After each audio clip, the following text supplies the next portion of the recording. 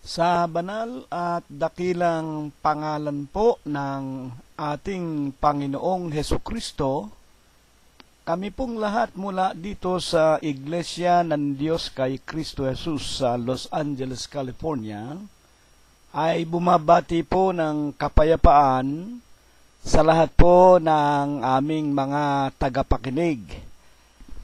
Sa banal at dakilang araw pong ito, salamat po sa ating Panginoon Diyos, pinasapi tayo sa ika-8 bahagi ng atin pong mga gagawing mga pag-aaral tungkol po sa mga hiwaga ng mga banal na kasulatan na iniibig po ng ating Amang Diyos na si Kristo Jesus, na ito ay mapakinggan, maunawaan ng lahat ng mga tao, upang tayo pong lahat ay makarating doon sa kanyang ipinangangako na buhay na walang hanggan. Kaya naman po ihanda na natin ang atin pong mga puso, ang ating mga isipan, ang atin pong mga kaluluwa at ang ating mga pakikinig sa banal at dakilang araw na ito po ng ating pagpapatuloy ng pag-aaral. Dadapwat bago po ang lahat, hayaan po ninyo na atin munang hinga ng tulong ang ating Panginoong Hesukristo sa pamamagitan po ng pagsasaalang-alang natin, pagbibigay natin sa kanyang makapangyarihang kamay ang lahat po ng ating gagawing mga pakikinig sa pamamagitan po ng ating maigsing panalangin. Dakilang Panginoon po naming Diyos, Amang banal na lubha ka pong kagalang-galang, ikaw po ay Diyos na sadya ka pong kapita-pitagan, nag-iisa ka pong Diyos na buhay, ikaw po ang may-ari, ang lumalang ng lahat ng mga bagay, ikaw po ang Diyos na tunay na pinakamakapangyarihan ka po sa lahat. Amang banal, sa dakilang araw pong ito na pinagsapitan mo pong muli sa amin, sa banal at dakilang pangalan mo pong Kristo Jesus, itinitiklo po namin ang aming mga tuhod. Ipinaiilang lang namin sa iyo ang amin pong mga tao sa pusong mga pagpapasalamat. Maraming salamat po na wala kang binawian sa amin ng aming mga hiram na buhay. Salamat po sa mga araw na nilipos mo kami ng mga kapayapaan.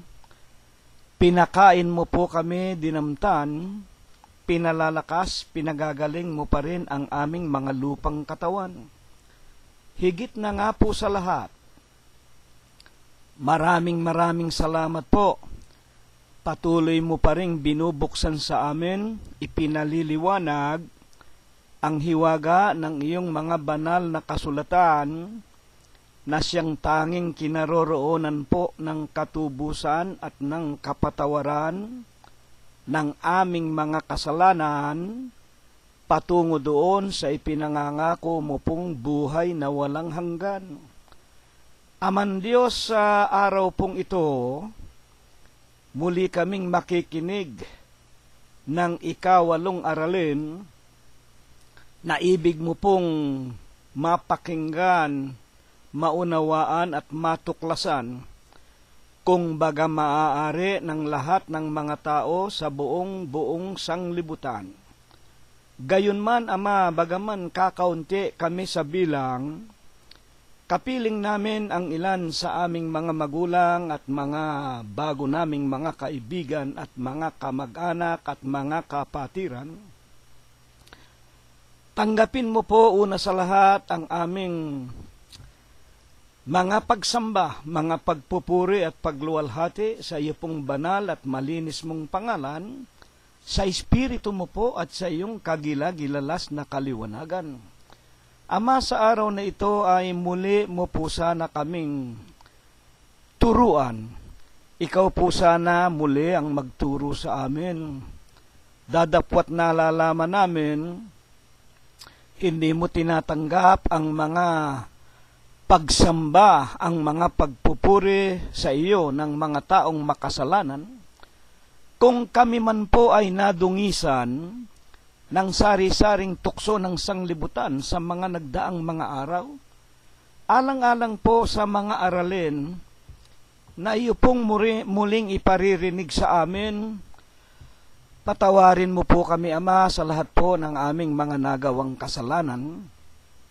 At dalangin po namin, sana'y muli mo pong kasangkapanin ang iyong hamak na alipin, ang iyong lingkod. Nagamitin mo po sanang muli ang kanyang bibig, upang sa kanyang bibig ay maglagos ang iyong mga aral na binabasa sa mga banal na kasulatan. At kung ito po ay aming mapakinggan, magliwanag po at magningning sa aming mga kalagitnaan, na tulad po sa ilawang nagniningning, at sa aming mga paglalakbay sa sanglibutan habang kami po ay iyo pang binubuhay, sa aming pakikisalamuha, sa aming mga pamumuhay, ang mga aral mo pong ito ay mamalagi na nakakintal sa kaibuturan ng aming mga puso. Gamitin po naming mga sandata, gamitin naming ilawan, upang anuman ang mga kapaitan, kapighatian, sari-saring pagsubok at mga suliranin ng buhay, magkaroon po kami ng kalutasan, magkaroon kami ng katubusan, at naway itulot mong kaming lahat, maging mga mabubuti mong mga tupa, na kung iyong loloobin, ang lahat ng aming mga tagapakinig, tatawagin mo rin po sa iyong banal na pangalan, at sa huling araw, sa ikalawang pagparito mo po, bibigyan mo rin silang lahat ng ipinangangako mo sa amin na buhay na walang hanggan. Ama, lubos ang aming pag-asa, lubos ang aming pananampalataya, dinirinig mo po ang aming maigsing panalangin. Kami po ay iyong tutulungan na makaunawa ng lahat ng iyong mga lihim, at ang iyong banal na basbas at bendisyon ipaaabot mo rin, hindi lamang sa amin ang mga nagsisipakinig, kung hindi maging sa amin-aming mga minamahal sa buhay, sa amin-aming mga anak, mga manugang, mga apo, mga kabyak ng puso, at sa lahat po ng mga lingkod mo na nagsisipangalat sa iba't ibang dako ng sanglibutan, at sa lahat ng aming mga kaibigan, sa tanging pangalan mo pong Kristo Jesus, magmula po ngayon at magpakai kailanman. Amen. At ngayon po tayo ay dumako na sa pinakamahalagang bahagi ng ating pagkakatipon espiritual. At katulad nga po ng ating napakinggan, ang pag-aaralan natin ay ika-8 nga bahagdan ng mga hiwaga ng mga banal na kasulatan, ng mga nakasulat dito. Dadapwat ibig po ng Panginoon Diyos na sauyan natin ang nakalipas nating aralin, ang ating aralin bilang ikapito. Niliwanag po sa atin ng Panginoon Diyos sa pamamagitan ng Biblia kung ano ang kahulugan po ng salitang relihiyon. Ang marami pong mga tao kapag binabanggit yung salitang relihiyon o napapakinggan yung salitang relihiyon, ang akala po ng maraming mga tao, ang relihiyon po yun ay iglesia.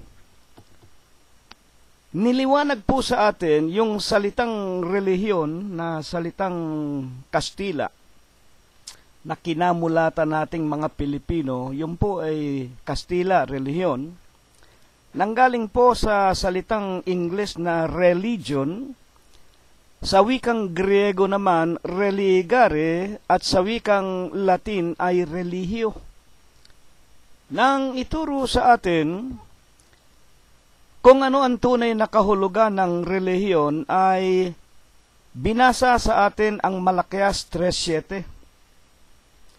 Ang wika ng Diyos, panahon pa ng inyong mga magulang, kayo ay nagpakalayo-layo na sa akin, at hindi ninyo tinalima ang aking mga utos at ang aking mga palatuntunan. Manumbalik kayo sa akin at ako ay manunumbalik sa inyo. Ang paliwanag po ng Biblia, kung ano ang relihiyon, ang ibig lang pong sabihin ay sa Ingles, maging sa Kastila, at sa Latin, sa Griego, muli. Sa wikang Tagalog, muli. Lihiyon, panunumbalik. At ang ating panunumbalikan, ang ating Panginoon Diyos. Sa madalit sabi, ang relihiyon ay kumakatawan lamang sa dalawang salita na muli, lihiyon, ugnayan. Muling pakikipag-ugnayan, at ito po ay ginagamit natin sa Diyos. Muling pakikipag-ugnayan sa Diyos. At naunawaan nga po natin kung bakit ang tao ay napalayo sa Diyos. Nalaman natin ang kasaysayan ng ating mga magulang, si Eva at si Adam, na inilagay niya sa halamanan ng Eden na doon sana walang kamatayan ang mga tao. Hindi sana tayo magkakasakit, hindi tayo tatanda, hindi tayo maghahanap buhay sapagkat nasa halamanan na ng Eden ang lahat ng ating kakainin, iinumin. Ang ibig lang ng Diyos ay huwag tayong sumuway sa kanyang utos. At nang suwayin nga ang utos ng Diyos na huwag kumain ang tao ng bunga ng pagkakilala ng masama at ng mabuti, sinuway ng ating ina na si Eva sapagkat tinukso ng mandarayang dyablo, ng ahas at ng satanas. Ipinakain din niya kay Adam na ating ama, nang dahil po doon ay inilabas sila ng Diyos sa halamanan ng Eden. At ang wika nga ng ating mga pag-aaral, kung papaanong sa isang tao ay pumasok ang kasalanan, nang magkagayon ang tao ay dumanas ng kamatayan po sa laman, sapagkat ang kabayaran ng kasalanan ay kamatayan sa laman. At pagkatapos po na ang tao ay mamatay sa laman, ang wika sa atin, at pagkatapos nito ng unang kamatayan ay ang paghuhukom, na kung saan meron ngang tinatawag na dagat-dagatang nagniningas na apoy at asupre, na yun naman ang tinatawag na pinakahuling hantungan ng lahat ng tao.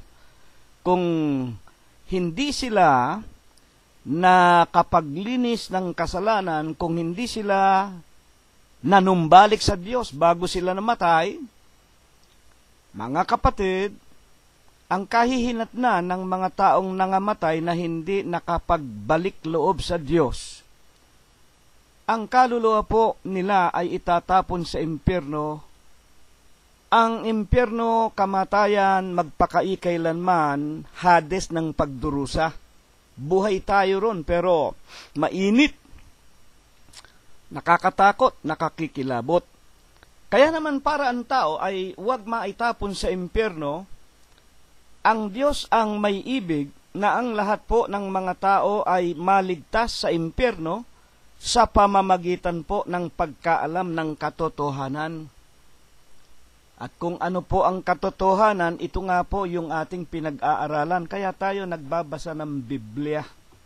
At naliwanagan natin, ibig po ng Diyos, magkaroon tayo ng relihiyon.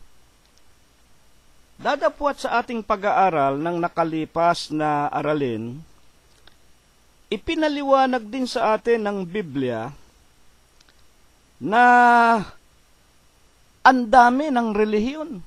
Marami pong relihiyon na bumangon at ang apat na pinakapangulong dahilan, merong nagtatayo ng kanilang sarili. Kaya nga po bumangon yung sari-saring relihiyon ika. Doon na rin po pumasok yung salitang wika nga nasa amin ang katotohanan, nasa amin kami ang sugong anghel sa huling araw, kami ang kahalili ng Diyos, sapagkat nasa amin ang salita ng pakikipagkasundo. Yan ang maraming sinasabi ng lahat halos ng mga pastor, obispo, papa sa Roma, mga pare, mga wika nga, mga kardinal, monsenyor. Kaya marami po ang tinatawag na lumabas na mga relihiyon sapagkat maraming nagtayo ng kanilang sarili. At ang wika pa man din, merong nagtayo ng relihiyon, nangangaral, na sila daw ang magdadala sa atin sa Diyos, sa pamamagitan naman ng kadahilanang nananaghili at nagtayo ng relihiyon para sa pakikipagtalo. Kaya may mga relihiyon, makikita ninyo sa mga radyo, telebisyon, nakikipagdebate, nakikipagdiskusyon. Kaya naman, ang nagiging hantungan ay basag ulo, di mandahan dito, di mandahan dyan, at nagpapatayan pa. Mga minamahal na mga magulang at mga kapatid. At ang iba naman ay upang ipangalakal ang salita ng Diyos. Sa makatuwid, ang daming relihiyon sa balat ng lupa. Kaya nga kailangan ng tao ang tinatawag na kaliwanagan, ang katotohanan, maunawaan ng tao kung alin ba yung tunay na relihiyon, kung ano ba ang tunay na tinatawag na daan ng panunumbalik ng tao sa Diyos.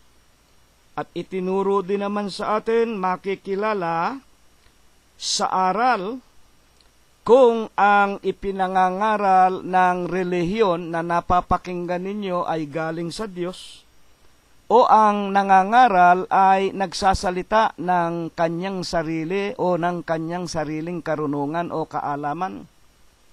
Kaya nga ang daming mangangaral sa balat ng lupa. Lalo na dito sa Amerika, yung mga protestante, yung tinatawag na ang mga mangangaral nila, nag-aral sa Cambridge University, sa Harvard, kung saan-saan, sa Princeton University, nagtapos ng Doctor of Divinity, Theosophy and Letters. Makikilala natin yung mga mangangaral ng bawat relihiyon sa kanilang itinuturo, sa kanilang ipinangangaral, at ang wika pa man din ng Panginoong Hesukristo, makikilala ninyo sila sa kanilang ibinubunga. Pag-aralan natin ang bawat relihiyon na kinaaaniban natin. Sa mga aral, baka naman ang itinuturo sa atin ng mga pastor natin, mga karunungan ng galing sa koleyo. Hindi po. Hindi po natin makukuha ang katotohanan sa mga karunungang nanggaling sa mga paaralan ng mga tao. Alam natin, yung 12 apostol, mga mangingisda, walang degree, ni hindi nakapag-aral yung mga yan. Kaya wag sabihin ng mga mangangaral ninyo at tanungin tayo, kayo ba kapatid na Cirilo? Kayo ba ay meron ba kayong degree? Sino ba kayo at bakit kayo nangangaral? Kayo ba ay Doctor of Theosophy and Letter? Kayo ba ay may karunungan na ganun, ganito? Wala po. Naku, wala. Ang pinakamataas na pag-aaral na natamo ko po ay high school graduate lamang ako sa Torres High School sa Tondo. Mga iginagalang na mga kapatid. Ang karunungan po na nanggagaling sa Diyos hindi makukuha sa paaralan ng tao, sapagkat ang wika ng Diyos, ako'y Diyos at hindi ako tao. Iba ang dunong ng Diyos, iba ang dunong ng mga tao.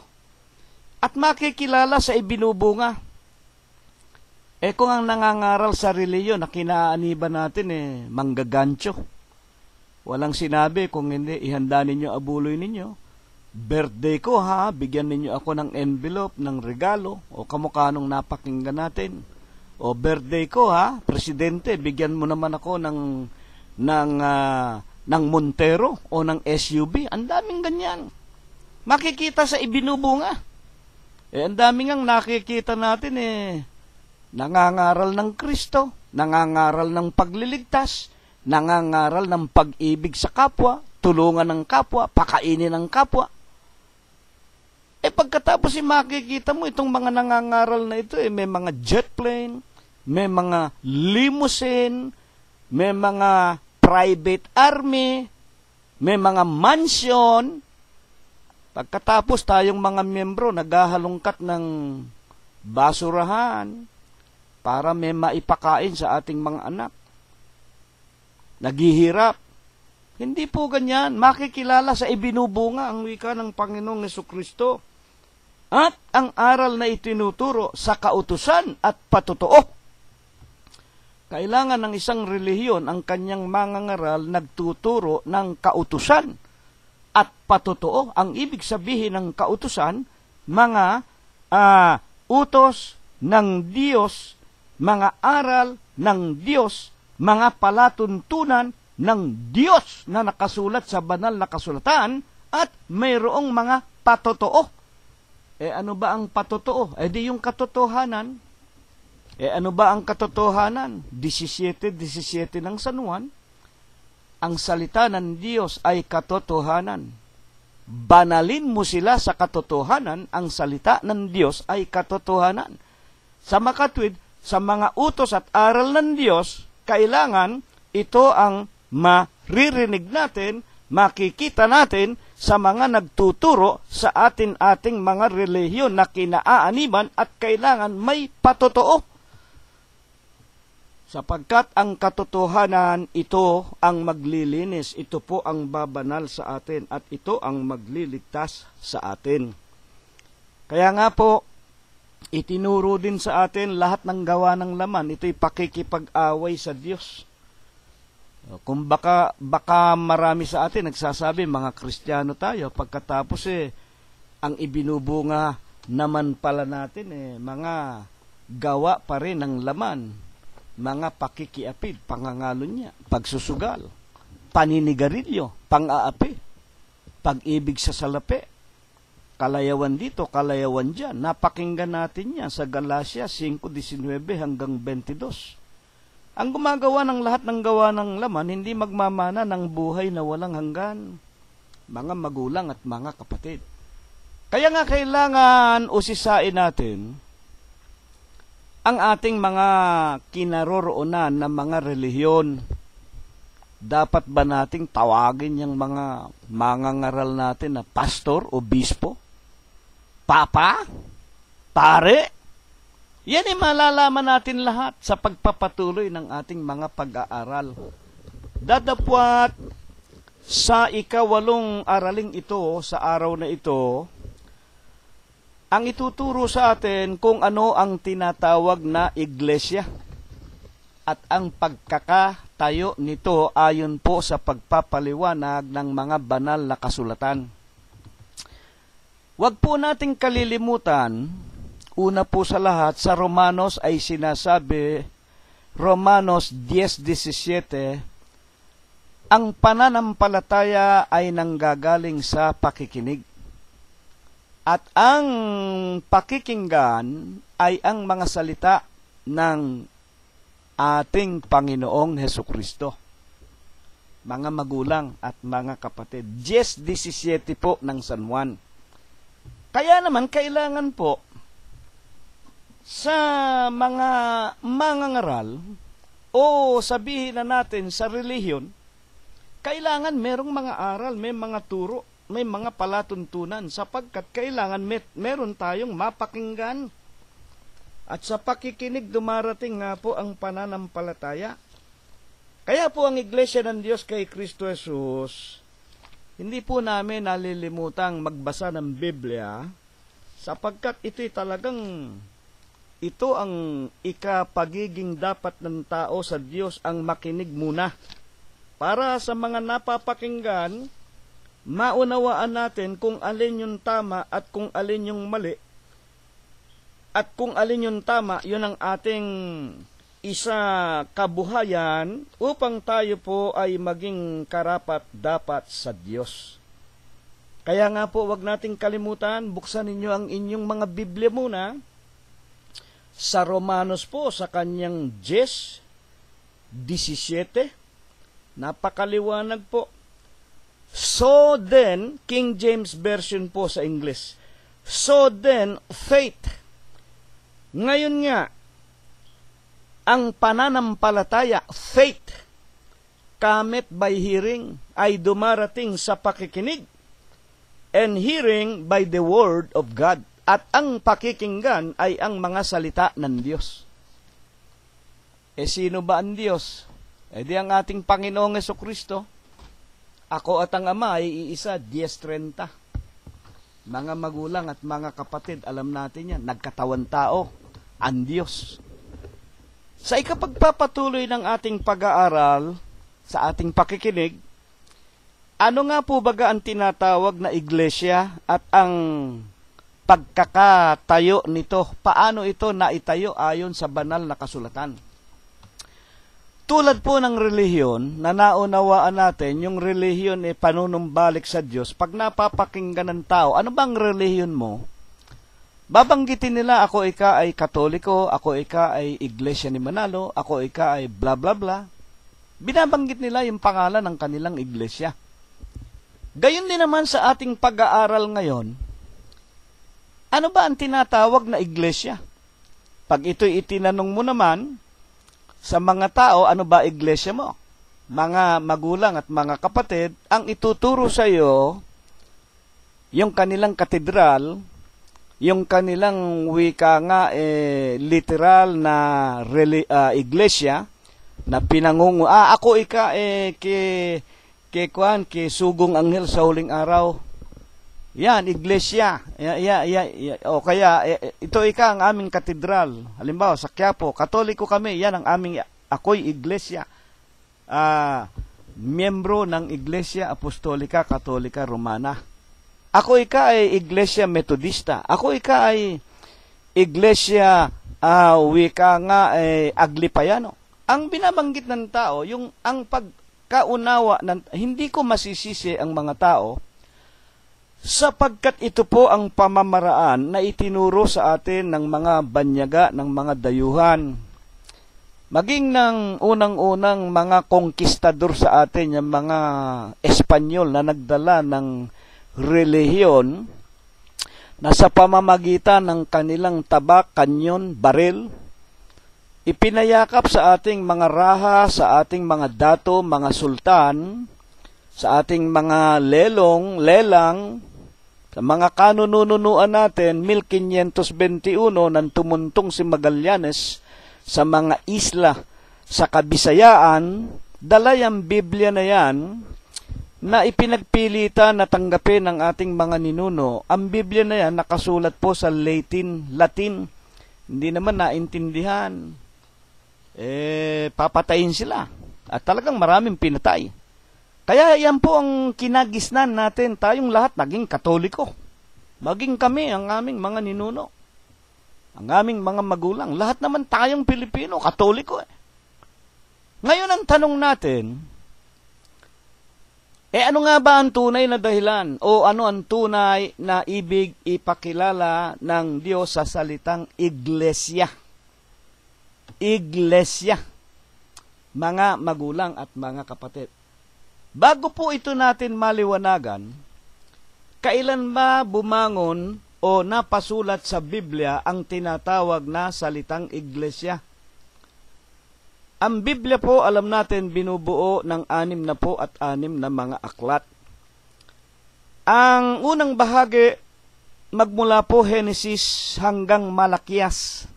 Yan po ang matandang tipan, binubuo po ng 39 na mga aklat. Genesis, pasimula ng paglalang ng lahat ng bagay. Deuteronomio, bilang. Mga kapatid, dumating ang mga aklat ng mga hari o ng mga hukom muna ng mga hari, ng mga propeta. Ito po ay 39 na aklat na pinagsama-sama. At nang magkatawan tao nga po ang Kristo, dumating ang bagong tipan sa kanyang dugo. At magmula po naman sa bagong tipan na ito, na inumpisahan ng 4 na mga ebanghelista sa pangunguna po at unang-una ang San Mateo.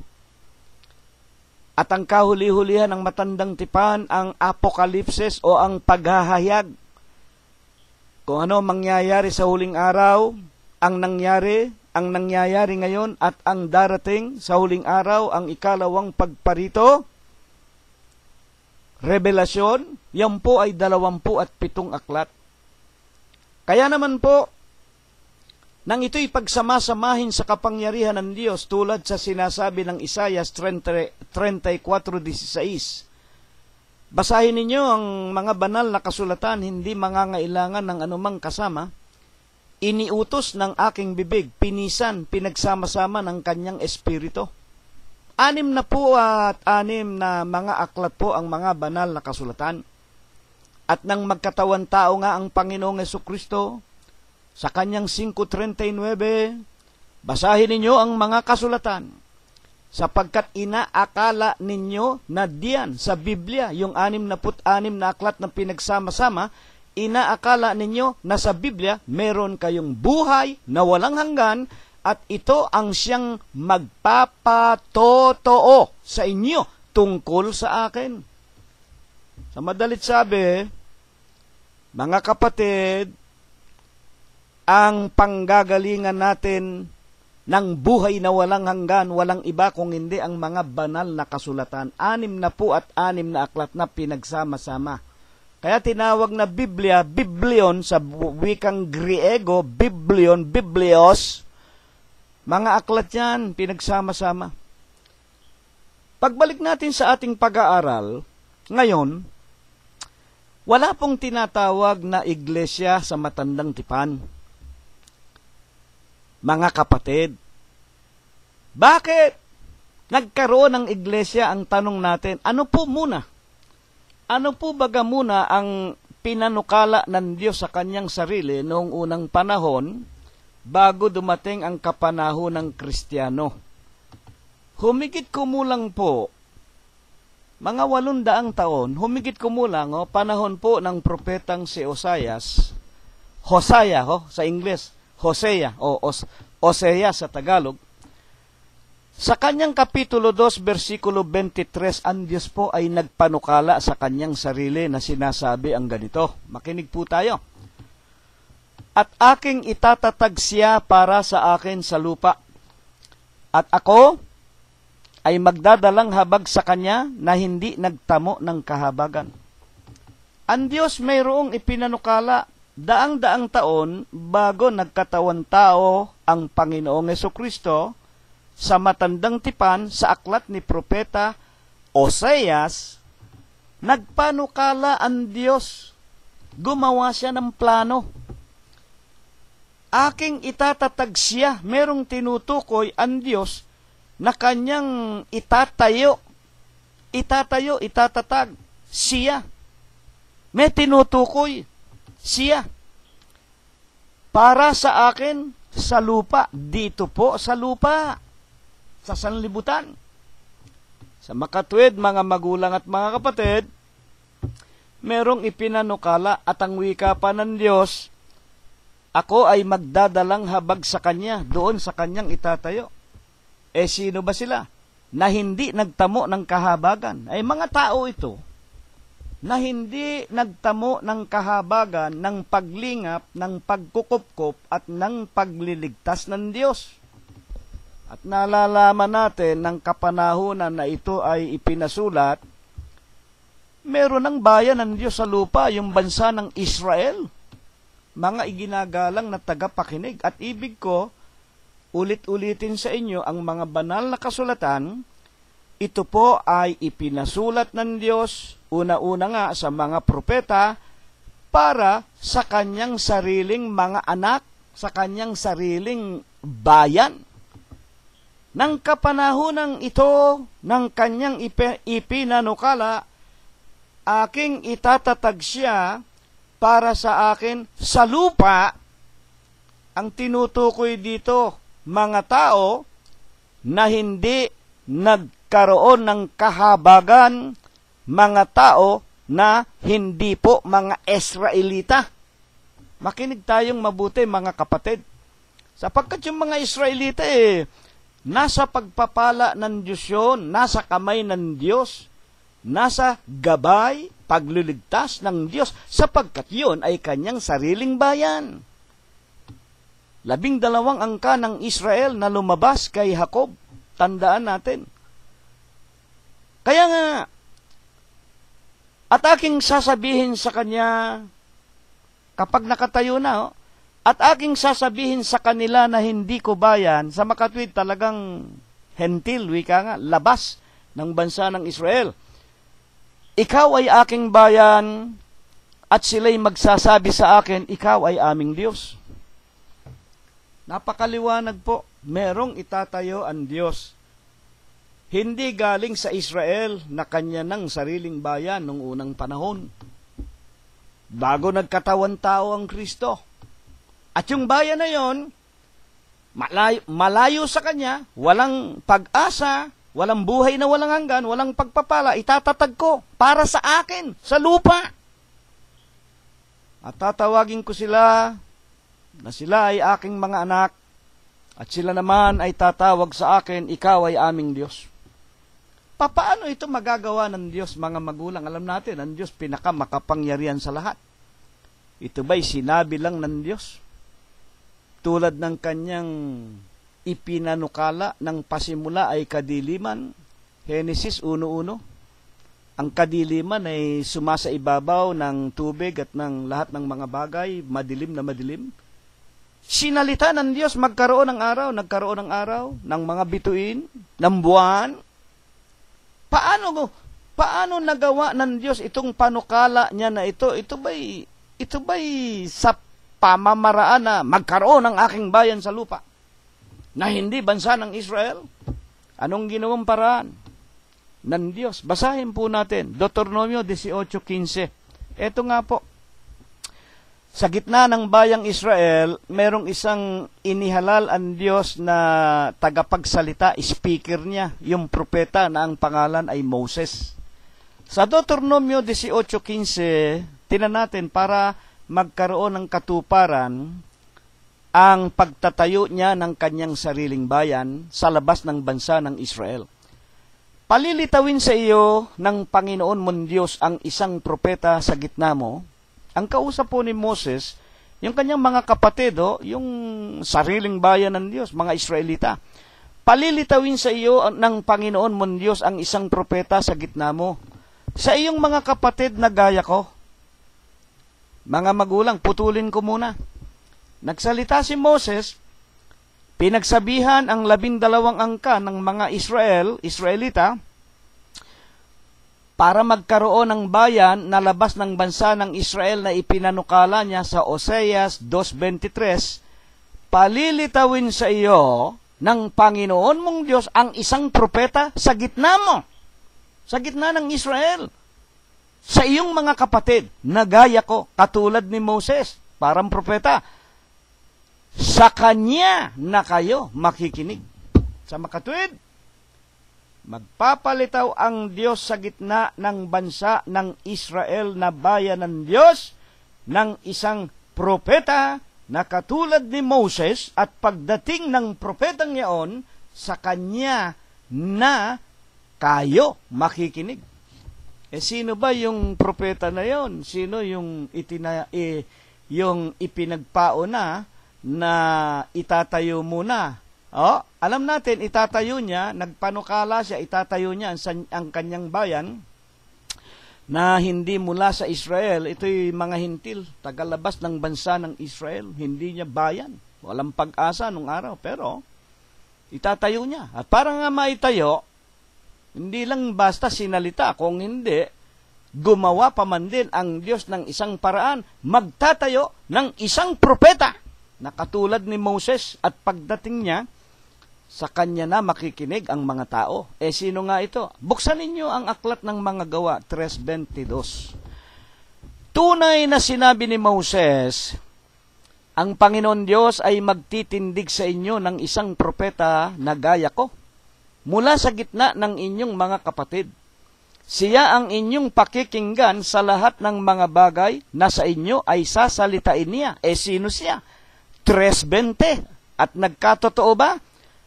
3:20 ng gawa.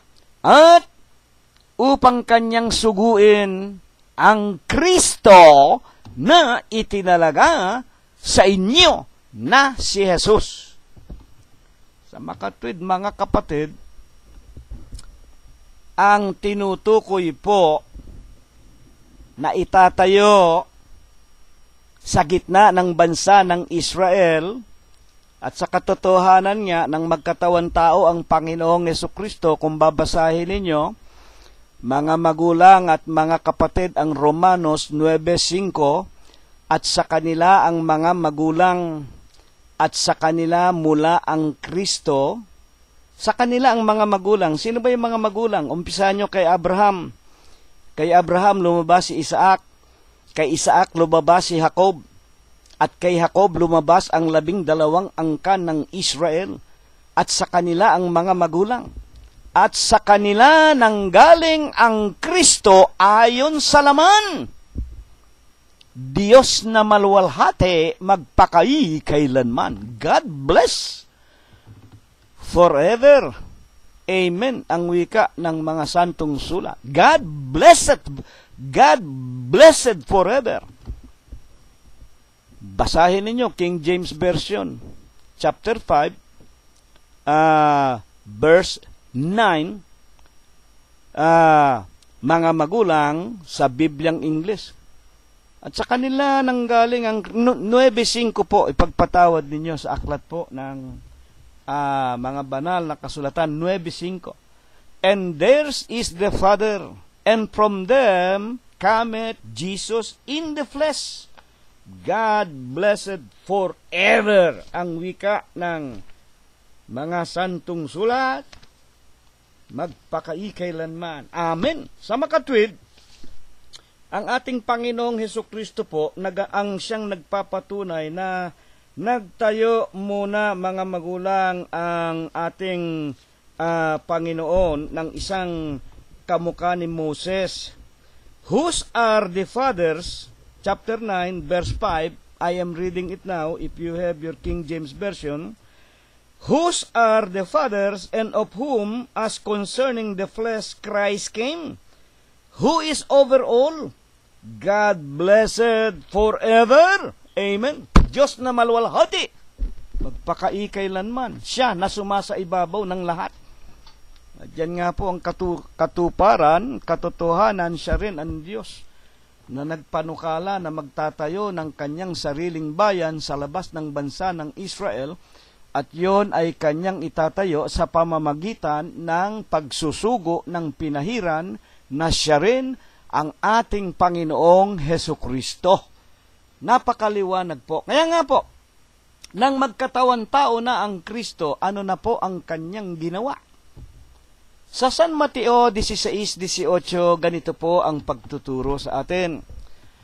At sinasabi ko naman sa iyo na ikaw ay Pedro, at sa ibabaw ng batong ito ay itatayo ko ang aking iglesia, at ang mga pintuan ng Hades ay hindi magsisipanaig laban sa kanya. Ano po napakinggan natin? Nang dumating na po ang tregwas na panahon, ng magkatawan tao na po ang Kristo, ang Diyos, at nang dumating na po ang araw ng kanyang pangangaral, ang ginawa ng ating Panginoon, ang wika niya kay Pedro, sa ibabaw ng batong ito ay itatayo ko ang aking iglesia. At ito po'y napasulat sa mga banal na kasulatan, Humigit kumulang po anyo 30 hanggang 33, yung 3 taon ng kanyang pangangaral ng kanyang ebanghelyo. Itinayo niya ang tinatawag na kanyang iglesia.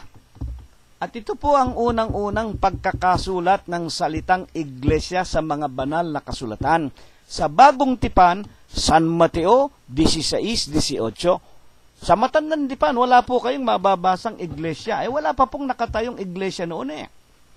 Ngunit, saang dako na itinayo ng Panginoong Hesus at ano ang mga katunayan na nagkaroon nga ng iglesia?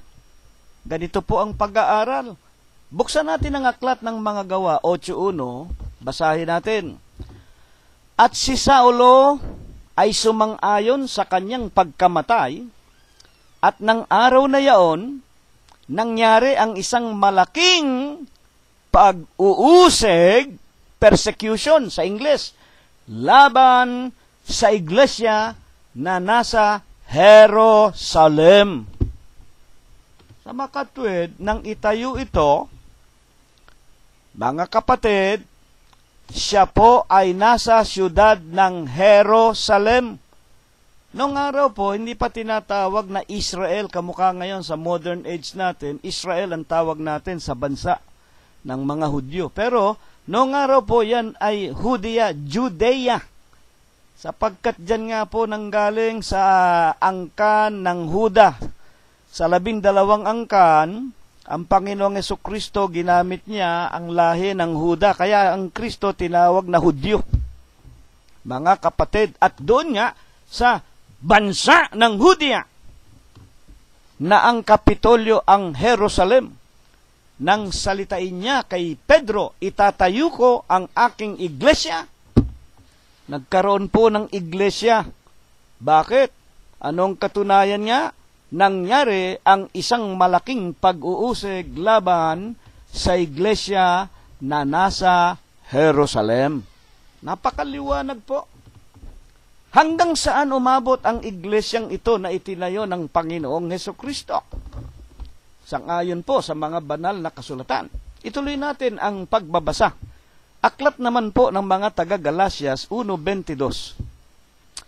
At hindi pa ako nakikilala sa mukha ng mga iglesia ng Judea na pawang kay Kristo. Sa makatwid, magmula sa isang siyudad na siyudad ng Jerusalem, kumalat po ito sa buong Judea.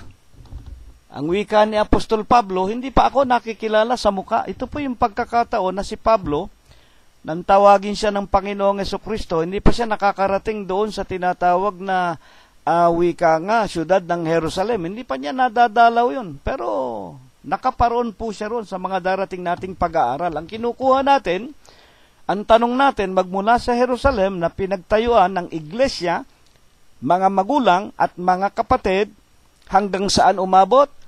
Hindi pa ako nakikilala sa mukha ng mga iglesia ng Judea na pawang kay Kristo. Sa makatwid, sa buong Judea. At nang ang lalaking si Apostol Pablo nga po, alam natin yung tinatawag na Pablo, ang pangalan niya nung una ay Saulo. Ito po ang unang umusig sa iglesia ng Diyos. Mauunawaan natin yan sa mga darating na aralin. Gaano po karami ng kanilang mga kapanahunan at hanggang saan nakaabot bukod po sa bansa ng Judea? Sa unang Korinto 15:6, pagkatapos ay napakita sa mahigit na 500 kapatid na paminsan na ang karamihan sa mga ito'y nangabubuhay hanggang ngayon, dadapwat ang mga iba ay nangatutulog na. Ito po ang pagkakataon na ang Panginoong Hesukristo ay magbangon na muli sa kanyang libingan nang ipako siya at mamatay at ilibing sa loob ng 3 araw. At nang magbangon siya, ang wika ni Pablo dito sa unang Korinto 15:6, pagkatapos napakita sa mahigit na 500 kapatid sa makatwid, dumarami ang iglesia na itinayo ng Diyos mula sa siyudad ng Jerusalem hanggang sa kabuuan ng Judea, at patuloy na lumalaganap ng mga kapanahonang yaon. At hanggang saan pa, aklat ng mga gawa 2:41, yaon ngang nagsitanggap ng kanyang salita at nangabautismuhan at nangaparagdag sa kanila, ng araw na yaon, may 3,000 kaluluwa. Patuloy na dumadami. Bukod po doon sa tinatawag na unang-unang mga kapatid sa Jerusalem, kasama ang 12 alagad, ang mga nangabautismuhan, mga magulang patuloy na dumadami hanggang sa masakop ng kanyang tinatawag na iglesia ang buong Hudiya at patuloy na nararagdagan at sa pangangaral ng mga apostol, ang wika dito sa aklat ng mga gawa, ito po mga nangabautismuhan sa pamamagitan ng mga apostol, nangaparagdag ang 3,000 katao. Paano ipinakikilala ng banal na kasulatan, mga magulang at mga kapatid, ang bilang ng mga kabuuan ng mga Israelita na nabautismuhan ayon sa Apokalipsis? Dito ba mababasa natin sa Biblia ang literal na bilang ng mga anak ng Diyos, yung mga ng panahon ng Panginoong Jesucristo tumanggap sa Kanya at nagpabautismo sa iglesia na Kanyang itinatag, kasama ang mga apostol? Kung bubuksan natin ang Apokalipsis, ang paghahayag o Revelation, sa kanyang Kapitulo 7, versikulo 4, ganito po ang sinasabi. At narinig ko ang bilang ng mga natatakan. Pag sinasabi pong natatakan, nagpabautismo yan. Natatakan, nagpalubog sa tubig yan. Alam natin yung bautismo, lubog sa tubig.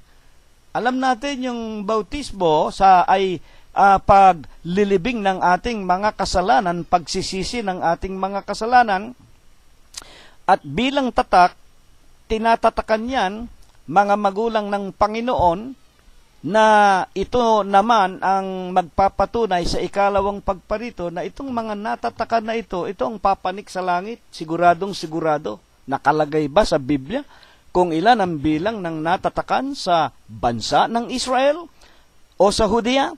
At narinig ko ang bilang ng mga natatakan, Apokalipsis 7:4, na 144,000 na natatakan sa bawat angkan ng mga anak ni Israel. Napakaliwanag po. 144,000. 144,000 lang ang nabinyagan. Napakarami na pong mga Israelita noong araw. Isipin ninyo, 12 angkan yan. Nakalulungkot lamang na sa dinami-dami ng bayan ng Diyos na mga Israelita sa laman, 144,000 lang. Na kung liliwanagin, kung itutuloy ninyong pagbasa sa Apokalipsis 7:5 hanggang 10, na sa bawat isang angkan ay 12,000. 12 angkan, 12,000, 144,000 lang ang nakatitiyak na papanik sa langit. Paano naman yung iba? Hindi ko po kayo masasagot tungkol sa bagay na yan. Masama po ang magdagdag, masama po ang magbawas. Kung ang pag-uusapan, ilan lamang ang bilang ng tumanggap sa iglesia na itinayo ng Diyos sa lupa ng kanyang kapanahunan mula sa kanyang sariling bayan na Israel, 144,000 lang ang tinitiyak. Yung iba po, ang Diyos na po nakakaalam nun. Wala po kaming sasabihin sa inyo. Masama para sa amin ang humatol. Yun namang mga tinatawag na mga hentil na nabinyagan ni Apostol Pablo nang siya po ay isugo sa kahintilan o sa labas ng bansa ng Israel, na ito nga ang tinatawag natin na iglesia na itatayo ng Diyos sa lupa, sa kanila na hindi ko bayan, sa kanila na walang pag-asa, sa kanila na walang Diyos nung araw, pero gagawin kong aking sariling bayan, tatawagin kong mga anak, at sila naman ay tatawagin ako na kanilang Diyos. Isinulat ba sa Biblia ang bilang ng mga tunay na mga maliligtas o magkakaroon ng buhay na walang hanggan? Binibilang ba sa Biblia? Apokalipsis din po, 7:9. At pagkatapos ng mga bagay na ito ay tumingin ako, ibig ko munang putulin sa pagkakataong ito Ang sumulat po ng Apokalipsis ay si Apostol San Juan. Ito po yung humigit kumulang noong anyo 96. Naroon sa pulo ng Patmos. Ito po ang pinakamatanda na nabuhay sa mga apostol. Ito po ay ipinabilanggo ng mga kalaban ng iglesia o ng ating Panginoong Jesucristo. Ipinatapon, exile in the island of Patmos. At doon nga po sa isla o pulo ng Patmos, sa gitna ng Mediterranean Sea, pinagpakitaan siya ng ating Panginoong Jesucristo at sinabi sa kanyang, isulat mo ang lahat ng bagay na makikita mo sa isang aklat. Ito nga po ang Apokalipsis, Revelation. Kaya po tinatawag na Apokalipsis, yung salitang Apokalipsis, salitang Griego po. Sa wikang Tagalog, ang Revelation, Apokalipsis, sa English Revelation, it will reveal. Sa Tagalog, ito ang magbubukas, ito ang magpapahayag ng mga nangyari nung araw, ng kasalukuyang nangyayari, at ng mangyayari pa.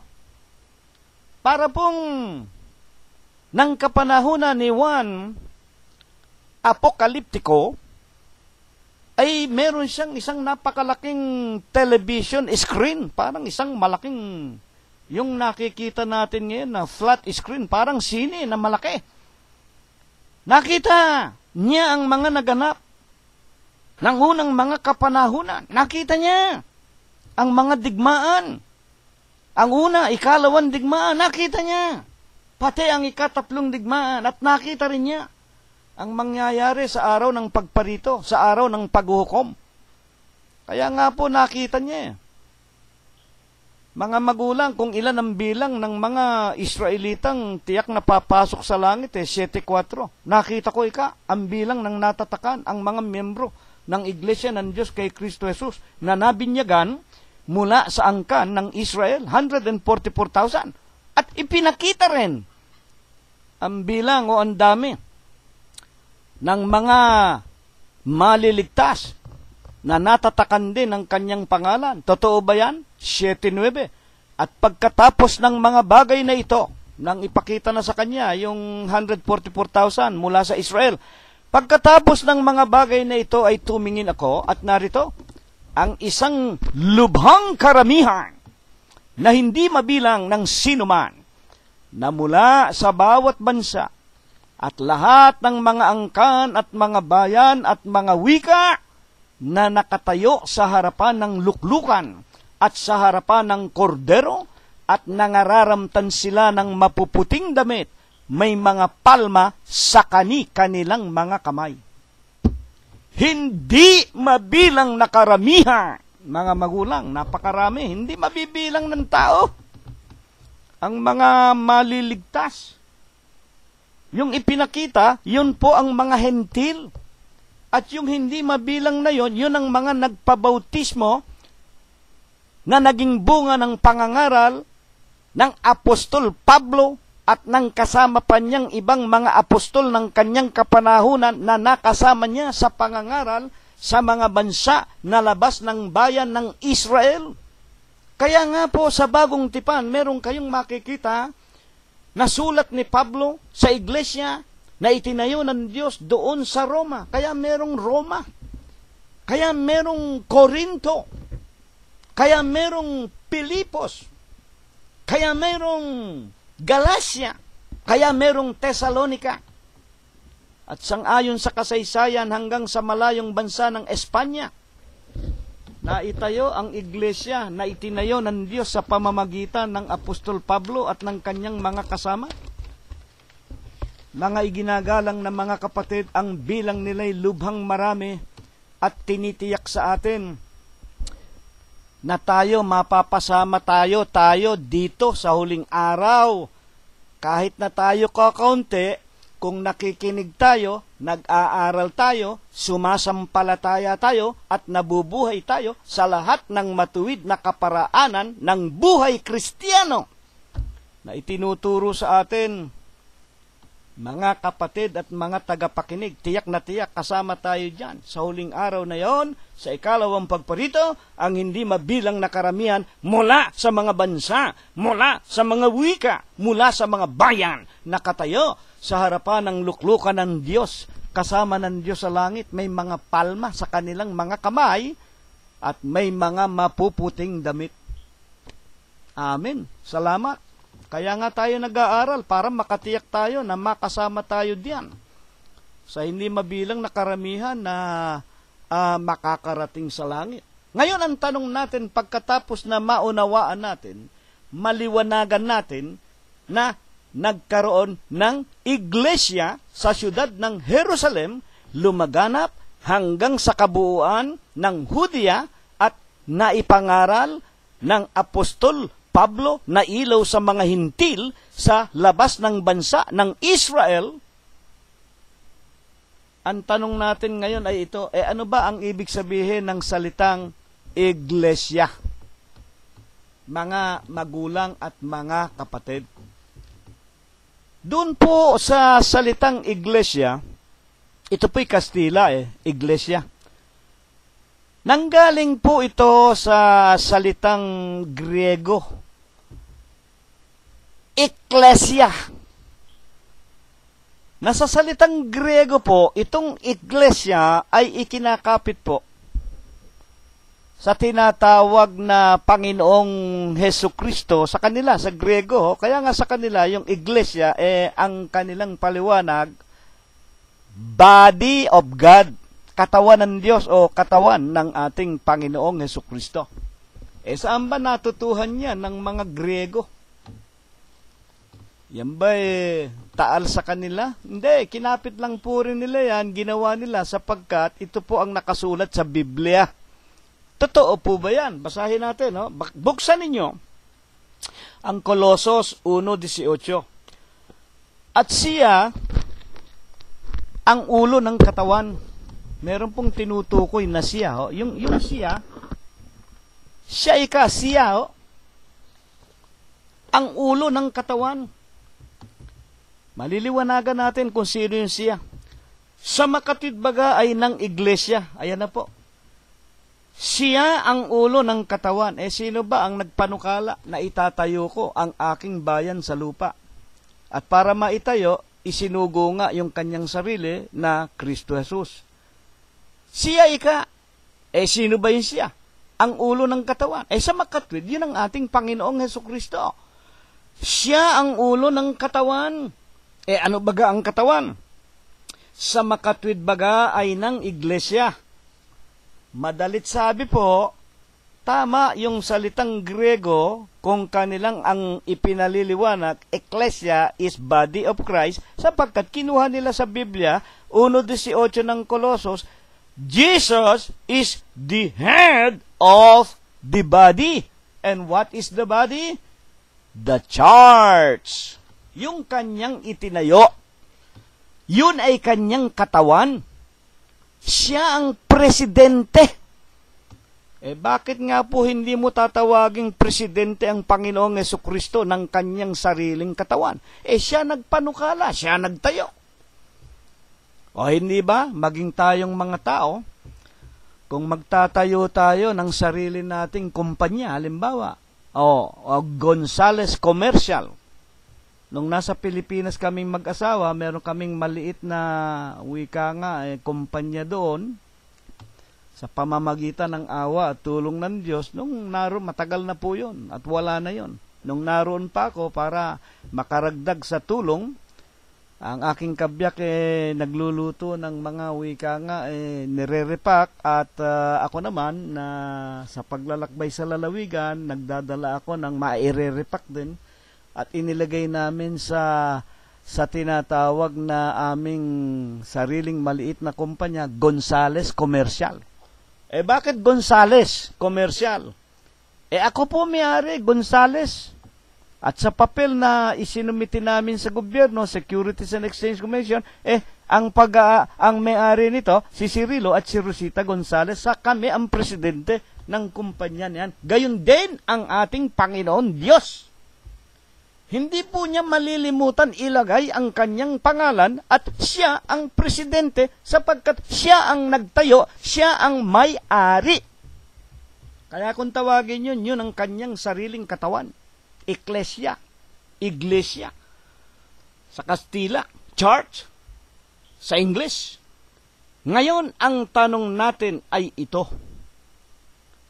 Paano ipinaliliwanag? Yung bang sinasabi niyang iglesia, yun ba katedral? Yun ba bahay-sambahan? Yun ba ay literal na bahay? Sapagkat ang mga tao nga, ano ba iglesia mo? Ituturo sa iyo yung building na ginawa ng kamay ng tao, yung may krus sa ibabaw, yung merong malalaking ilaw, may mga, yung karamihan ng iglesia, may mga larawan ng tao, merong mga wika nga, sari-saring kung ano-anong mga dekorasyon, kandila, mga magulang at mga ginto, pilak, mga rosaryo. Yun ang iglesia sa kanilang mga tao. Pero sa iglesia na itinayo ng Panginoong Jesucristo, ano ba ang iglesia? Yan ba'y material?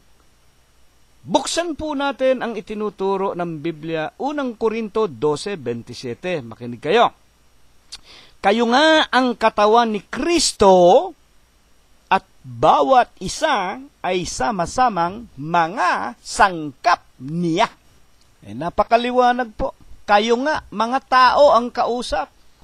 Ito po yung mga miyembro na nang makinig, sumampalataya, nagpabautismo sa pangalan ng ating Panginoong Jesucristo, tinatakan tulad po ng 12 angkan ng Israel, 144,000 natatakan ng iglesia sa pamamagitan ng pangangaral ng Panginoong Jesucristo at ng mga alagad o ng unang 12 apostol.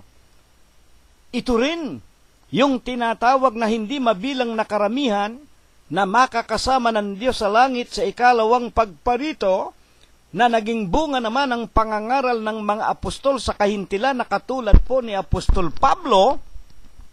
Kayo nga, mga miyembro, espiritual na katawan.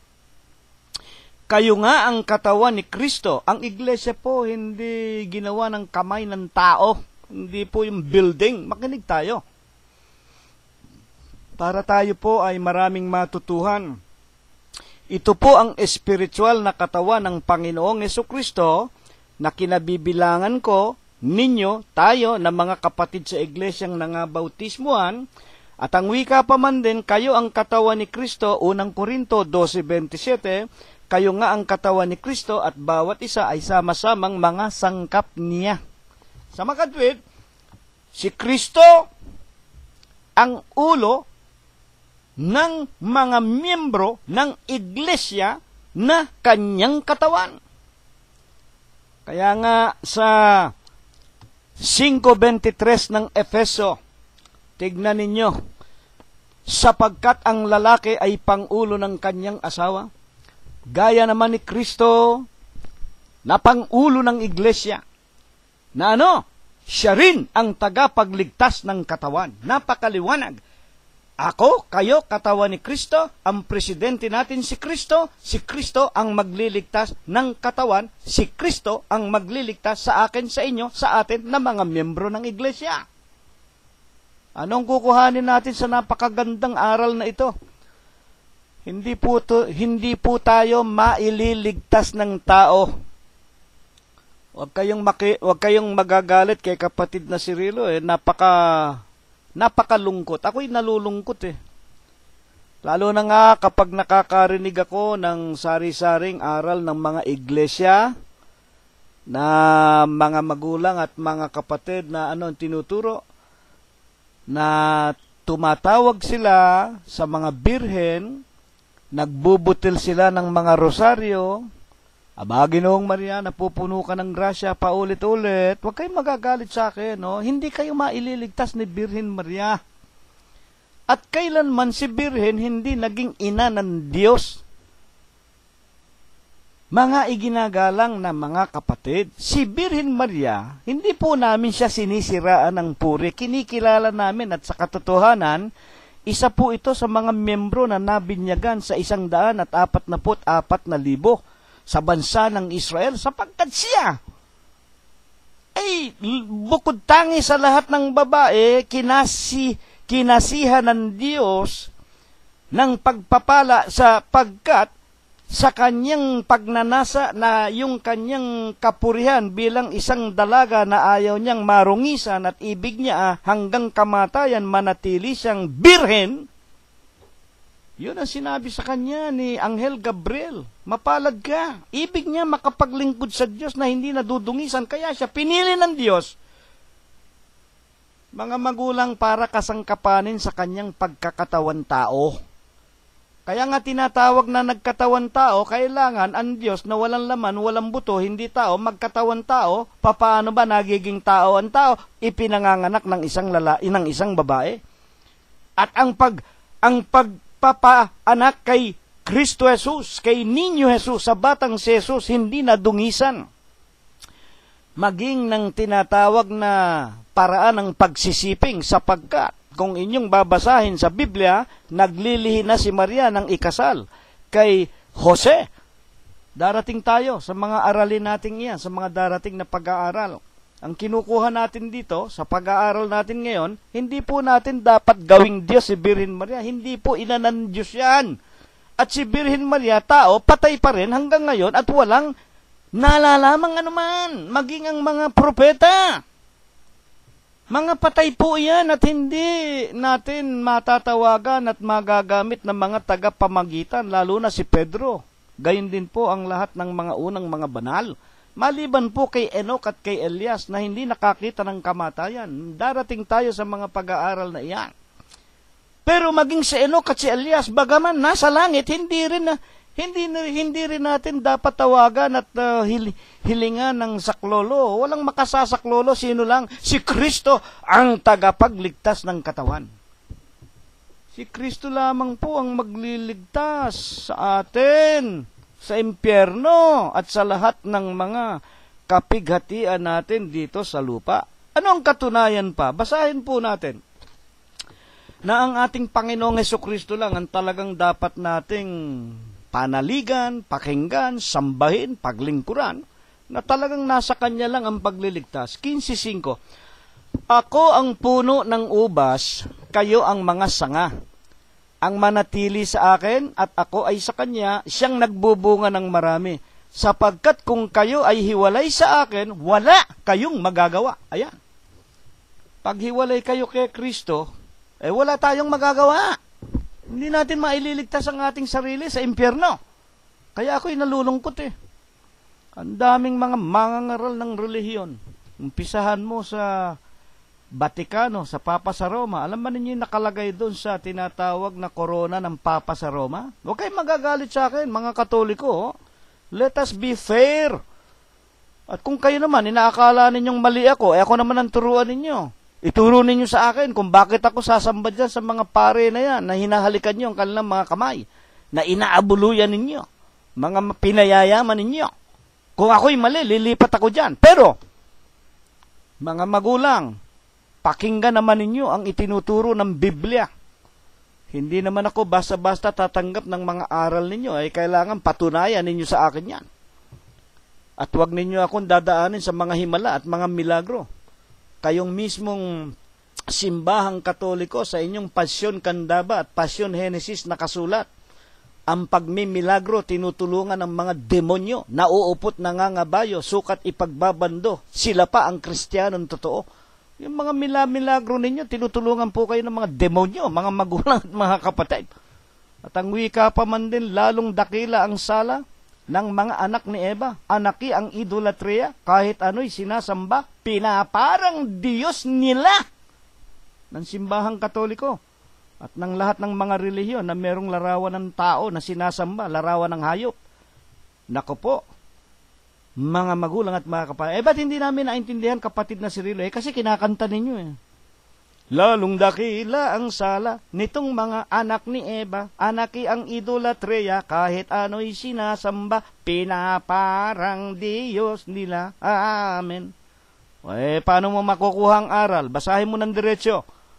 lalong dakila ang sala, napakalaking kasalanan, superlative, wala nang lalaking kasalanan. Ng mga anak ni Eva, tayong mga tao. Alin? Anaki ang idolatria. Ano idolatria? Nandun din. Anaki ang idolatria. Kahit ano sinasamba, pinaparang Diyos nila. Sinasamba, niluluhuran, tinatawagan, ipinagpuprosesyon. Kahit ano, di ba? Kahoy, pilak, ginto, puno ng akasya, krus. Nako, kung ano-ano, ng mga, nako po. Ay, nako. Sa makatwid, sa ating Panginoong Hesukristo lamang tayo lalapit. Sa Kanya lamang tayo kakapit. Sa Kanya lamang tayo mananalig. Sa Kanya lamang tayo maniniwala, sasampalataya, sapagkat kung tayo hiwalay kay Kristo, wala tayong magagawa. Kaya nga sa aba ng mga tao, ang kanilang pananampalataya, isinalig nila kay Birhen Maria, kay Pedro, kay Lorenzo Ruiz. Idaragdag pa nila ngayon itong Popol II, gagawin daw nilang santo. Huwag kayo magagalit sa akin. Let us be fair. Mag-aral tayo.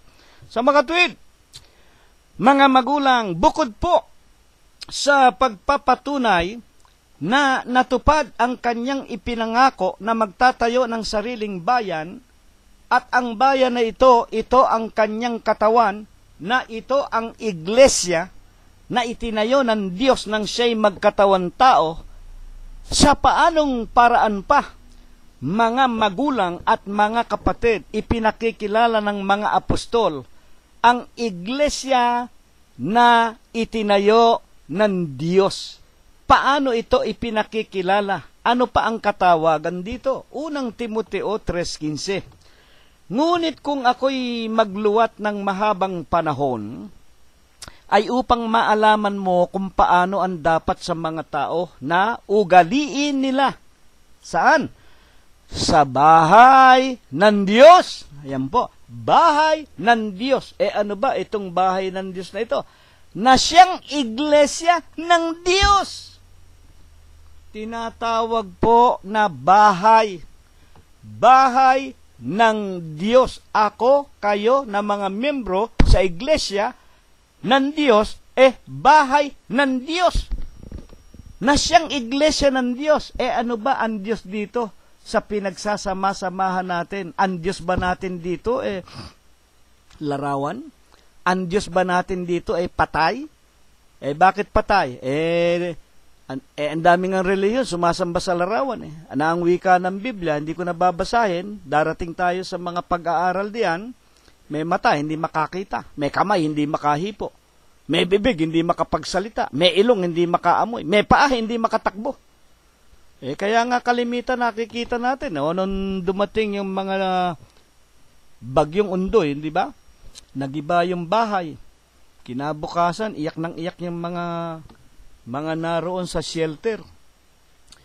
Umiiyak at nang interviewin Naku, yung aming frigidaire, yung television, yung bahay namin, wala na kaming bahay. Pagkatapos mabuti na lang po, ang Santo Niño nailigtas namin. Nailigtas namin si Birhen Maria, yung mga estatwa ng mga santo namin. Hindi ba nakakatawa yan? Nakakatawang, nakakainis. Kung yung inyong santo, yan ang Diyos, dapat iniligtas kayo niyan. Ba't ang nangyari? Kayo nagligtas sa Diyos ninyo. Hindi ba napakalaking, wag naman kayong magagalit sa akin, napakalaking katangahan, napakatanga. Tawag kayo ng tawag dyan, gabit araw, umuusal pa kayo ng Ginoong Maria, iligtas mo kami sa dilubyo, sa undoy, sa ulan, sa lindol. Pagkatapos kayo namamatay, nawawala ng bahay, nasusunugan, nagkakasakit. Pagkatapos pag dumating yung mga ligalig na ganyan, inililigtas ninyo yung mga Diyos ninyo, na sila ang dapat magligtas sa inyo. Mga magulang at mga kapatid sa mga tuwid, ang iglesia ng Diyos, ito'y tinatawag din naman na bahay ng Diyos. At ang Diyos dito na tumitira sa atin, Diyos na buhay. At paano pinatutunayan na itong bahay ng Diyos na ito hindi literal na bahay, kung hindi tayo sa ating mga sarili? Kung babasahin ninyo ang Hebreo 3:6, ganito po ang sinasabi. Sapagkat si Kristo ay gaya ng anak, pangulo ng bahay niya. Sa makatwid, ang bahay niya ay tayo, ang wika ng mga banal na kasulatan. Tayo ang bahay ng Diyos. Kung sinusunod natin ang kanyang mga utos, itong katawan natin, ito'y bahay ng Diyos. Sa ating puso, tumitira ang Diyos, hindi po sa mga building na ginawa ng mga kamay ng tao. Ang tao, tayo ang bahay ng Diyos. Kaya nga tayo nilalang sa larawan ng Diyos eh. Hindi tayo nilalang sa larawan ng demonyo, sa larawan ng baboy, ng aso, ng tiyonggo, ng gorilla. Hindi! Hindi po.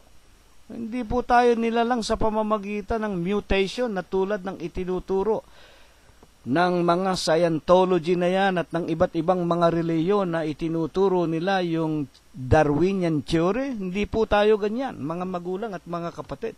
Nilalang ako ng Diyos. Anak ako ng Diyos. Tao ako ng Diyos. Sapagkat ako'y nasa loob ng iglesia ng Diyos. Sa kanyang katawan. Ako ang bahay ng Diyos. Iglesia ng Diyos na buhay. Ang wika ng mga banal na kasulatan. Sa makatwid, bahay ng Diyos. At katapus-tapusan nga po, ito ang katotohanan na kanyang ipinanukala ng kanyang sabihin maging sa aklat ni Propeta Zacarias. Aking dadalhin sila at sila'y magsisitahan sa gitna ng Jerusalem. At sila'y magiging aking bayan. At ako'y magiging kanilang Diyos sa katotohanan at sa katwiran. Mga magulang at mga kapatid, kaya nga, ito po ang bayan na ipinanukala ng Diyos. Ano pa ang mga katunayan? Na talaga bang, kapatid na Cirilo, yung iglesia ba ng Diyos na kinaroroonan ninyo, ito ba ang ipinanukala talaga ng Diyos na hindi kayo dating bayan? Hindi kayo, wika nga ay bansa ng Diyos nung araw? Na nung araw wala kayong pag-asa? Totoo po. Paano namin patutunayan? Basahin natin. Unang Pedro, buksan ninyo ang mga aklat ninyo, 2:9. Datapwat kayo ay isang lahing hirang. Ang kausap po ni Apostol Pedro dito ay ang mga membro ng iglesia ng Diyos. Oh.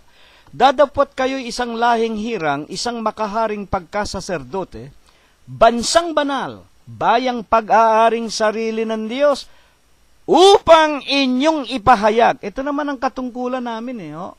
Ang katungkulan ng tayo po ay maging bahagi na ng katawan ni Kristo na siyang iglesia, itinayo ng Diyos, kaya nga iglesia ng Diyos, upang inyong ipahayag ang mga karangalan niyaong tumawag sa inyo mula sa kadiliman hanggang sa kanyang kagilagilalas na kaliwanagan na nang nakaraang panahon. Eto na, nang nakaraang panahon ay hindi tayo bayan. Nung nakaraang panahon ay mga Katoliko tayo eh. Hindi tayo bayan ng Diyos. Hindi pag-aari ng Diyos, yung simbahang Katoliko. Pag-aari yan ng mga papa sa Roma. At silang kumakatawan, kaya nga sa kanilang tinatawag na korona ng papa sa Roma ay nakalagay ang Vicarius Filii Dei, kahalili ng Diyos sa lupa. Yung mga papa na yan, sila raw kahalili ni Kristo. Isang malaking kasinungalingan po yan, sapagkat kahit kailan hindi po namatay ang Diyos. Bakit mo papalitan ng Diyos na hindi naman namatay? Kung may namatay sa ating Panginoong Jesucristo, yung ginamit niyang katawan. At yung katawan na yon, pagpapakilala lamang upang meron siyang maibayad sa kanyang iglesia na itinayo.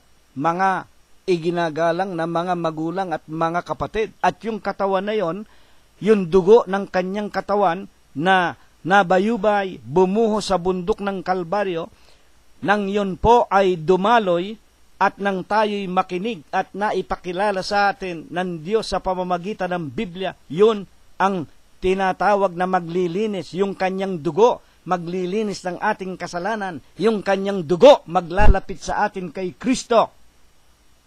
Mga magulang, upang tayo'y maging mga matuwid na mga tao, maging malilinis, na tayo nilinis na ng kanyang dugo, nang tayo magsisampalataya, at nang tayo magpabautismo. Mga magulang at mga tagapakinig namin, nung unang panahon, Binabanal ang tao sa pamamagitan ng dugo ng mga hayop, ng mga bulong baka, ng mga kalapate at ng mga abo ng mga malilinis na hayop. Hindi yun para sa ating pag-aaral ngayon, pero sinasauyan ko lamang, darating tayo sa mga darating na pag-aaral natin tungkol dyan. Noong unang panahon, ang bansa ng Israel, kayo na may mga Biblia, basahin ninyo sa Hebreo 9, sa kanyang chapter 9, basahin niyo tuloy-tuloy, kung nang unang kapanahunan ng bansa ng Diyos, pinatatawad ng Diyos sa pagkakasala, literally, ang mga anak niya na mga Israelita sa laman sa pamamagitan ng pagwiwisik ng dugo ng mga malilinis na hayop at ng paghahandog nito sa kanilang mga tabernakulo na kung saan ang Diyos nagbababa ng apoy na parang dila at ito'y hinihimod ng apoy, mga magulang, ito'y tinatanggap ng Diyos. Ang ibig lamang sabihin, sa Hebreo 9, gaano pa kaya ang dugo ni Kristo na inihandog ng minsan lang, hindi na paulit-ulit. Noong panahon ng bansa ng Israel, paulit-ulit yun. Tuwing Sabat, naghahandog sila. Tuwing may pagsamba sila, isipin mo yung laking kaabalahan yun, magpapatay ka ng hayop, magwiwisi ka ng dugo. Ngayon wala na, minsan lang. Kaya nga ang sino mang sumampalataya sa kanyang mga salita at mga palatuntunan at mabautismuhan ang wika ng Panginoon sa pangalan ng Ama, Diyos. Kaya nga iglesia ng Diyos sa pangalan ng Anak, Kristo Jesus, at sa pangalan ng Espiritu Santo'y maliligtas, malilinis na sa ating mga kasalanan. Gasino pa kaya ang dugo ni Kristo? Kaya nga, mga magulang at mga kapatid, dito'y pinatutunayan ni Apostol Pedro, noong araw hindi tayo bayan, noong araw wala tayong pag-asa, noong araw malayo tayo sa Diyos. Dadapwa at ginawa tayong isang makahari, pagkasaserdote, bansang banal, bayang pag-aaring sarili ng Diyos, upang atin namang ipangaral. Kaya po ang iglesia ng Diyos, ang bahay ng Diyos, na aming kinaaaniban, kami po ang nangangaral. Kami po ang wika nga ay isang mga hamak na kasangkapan ng Diyos sa kabila ng aming kahirapan, kamangmangan, karalitaan, kakauntian sa bilang, hindi kami mapipigil sa pangangaral ng Ebanghelyo sa lahat ng mga tao, kumbaga maaari. At kung paano nga kami nangangaral, San Mateo 10:8 ang wika ng Panginoong Jesucristo, ipangaral ninyo ng walang bayad. Libre! Tinanggap ninyo ng walang bayad. Libre po, hindi kami nanghihingi ng limos na kamukha ng ibang relihiyon. Mga magulang at mga kapatid. Nang nakaraang panahon na hindi tayo bayan, unang Pedro din, 2:10, dadapwat ngayon ay bayan ng Diyos, na hindi nagsipagkamit ng awa. Dadapwat ngayon, nagsipagkamit ng awa. Ito po ang kanyang ipinanukala, ang iglesia po ng Diyos kay Kristo Jesus. Ito rin po ang bahay ng Diyos. At kung ating itatanong, bakit ba kailangan, kapatid na Cirilo, na kami man ay mapasama dyan sa iglesia ng Diyos na sinasabi ninyo na bahay ng Diyos? Bakit kailangan lumipat pa kami ng iglesia? Kami kung saan kami nadapa, doon na kami babangon. Katoliko kami pinanganak, Katoliko kami forever. We are close Catholic. Bahala kayo sa kaluluwa ninyo. Kayo may dala ng kaluluwa ninyo. Pero kami, nang maliwanagan kami na dati ring mga Katoliko, itinulad namin ang aming mga sarili na nung araw ang bahay natin ay pawid, mahina. Pagdating ng malakas na ulan, pagdating ng ondoy, giba kagad. Pero nang dumating ang mga Amerikano, itinuro sa atin ang mga bubong na galvanisado. Ginawa sa yero, ang mga kahoy na matitibay, ang mga pako na kumakapit sa tabla. Yung pawid, pinalitan natin ng matibay na material na bahay na natutuhan natin sa mga Amerikano. Gayun din, mga magulang, ang ating kaluluwa, higit na bibigyan natin ng matibay na wika nga kinatatayuan, sapagkat ang kaluluwa ang pinakamahalaga sa ating mga buhay. ang kaluluwa, ang parurusahan. Kaya ayaw kong maparusahan, kaya kami sa Iglesia ng Diyos, itinuturo namin sa inyo, libre, pakikinggan lang ninyo. Bakit nga kailangan na lumipat ang tao sa Iglesia ng Diyos? Basahin natin, 3:15. Ngunit kung ako'y magluwat ng mahabang panahon ay upang maalaman mo kung paano ang dapat sa mga tao na uugaliin nila sa bahay ng Diyos na siyang iglesia ng Diyos. Ano ang Diyos sa iglesia ng Diyos? Na buhay, na haligi at suhay ng katotohanan. Narito po ang katotohanan sa iglesia ng Diyos kay Kristo Jesus. Bakit nga po?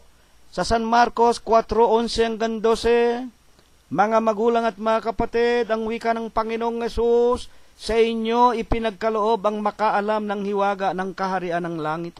Sa inyo na nasa loob ang kausap ang mga apostol. Saan ba inilagay ang mga apostol?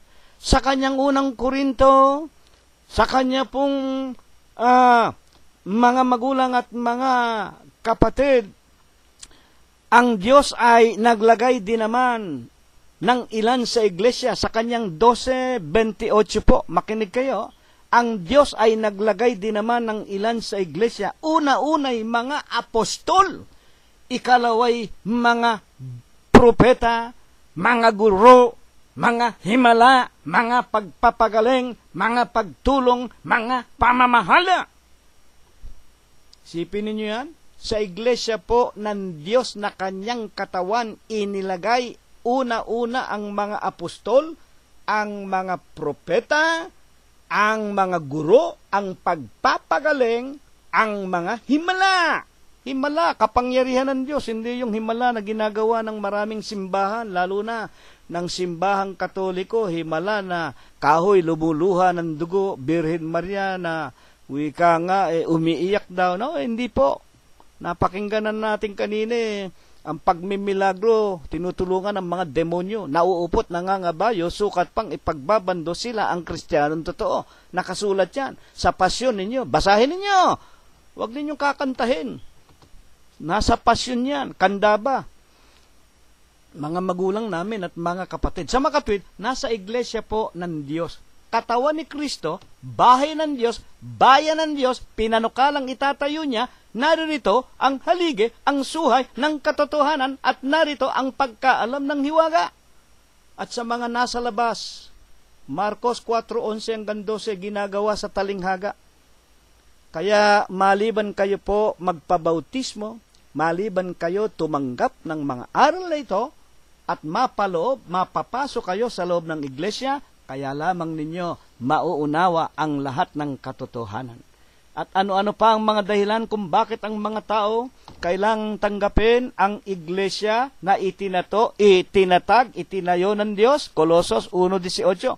At si Kristo ang ulo ng katawan sa makatwidbagay ng iglesia, na siya na kinaroroonan, 1:14, na siyang kinaroroonan ng ating katubusan, na siyang kapatawaran ng ating mga kasalanan. Nasa loob po ng iglesia ng Diyos, na katawan ni Kristo ang katubusan at ang kapatawaran ng ating mga kasalanan. Dito po tayo binabanal. Ano ang katunayan? Unang Korinto 1:1, si Pablo na tinawag